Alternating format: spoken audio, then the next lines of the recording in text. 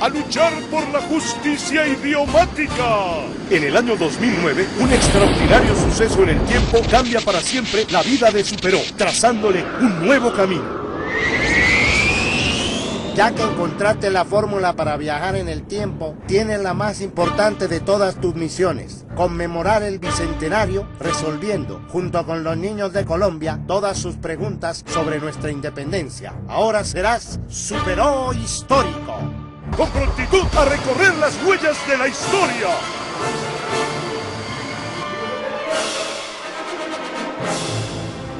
El profesor Superó.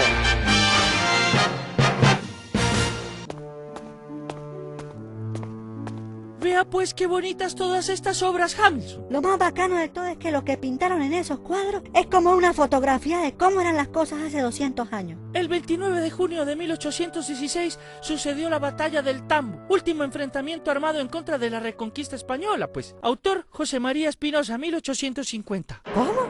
La batalla fue en 1816 y la pintaron en 1850. ¿Pasaron casi 40 años para que el artista pintara esa batalla? Entonces, ¿qué pintaban los artistas en la época de la independencia, pues?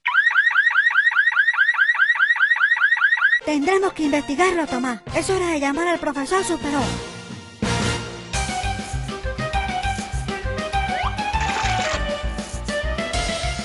¡Perfecto!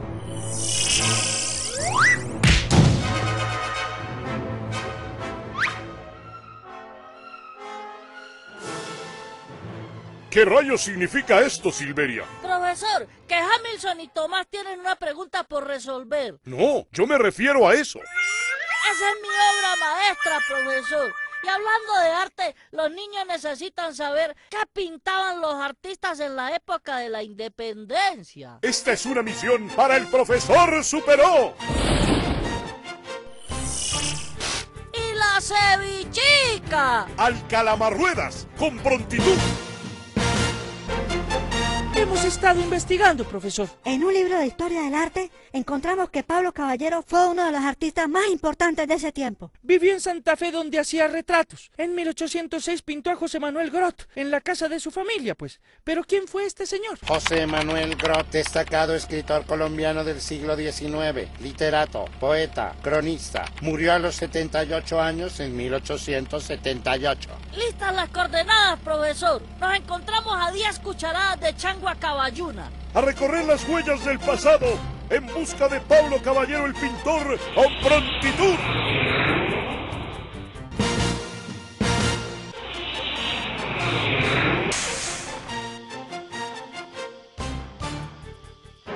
Pero fíjese por Dios, pues que tanto afán es porque tiene que confesar un pecado mortal. Le veo cara de lujuria. Tenga compasión de este buen hombre. Fue culpa nuestra su tropezón. Disculpe, señor. ¿Es usted pintor? Pues yo dibujo estas estampitas, su merced, mire, la virgencita blanquita, vea, y las más bonitas, la virgencita mestiza y la negrita, le obsequio una, vea. Muchas gracias, señor. Háganos un favor. ¿Conoce a Pablo Caballero? Véalo, ahí va. Señor, ¿necesita ayuda? Sí, muchas gracias. Todos los que nos dedicamos a esto deberíamos tener al menos un ayudante para cargar todo. ¿Y acaso no le alcanza con su paga? No, aquí en la Nueva Granada nuestro trabajo no es muy bien valorado, aunque la cosa ha mejorado en los últimos tiempos. Pero bueno, apurémonos que tengo una miniatura que hacer.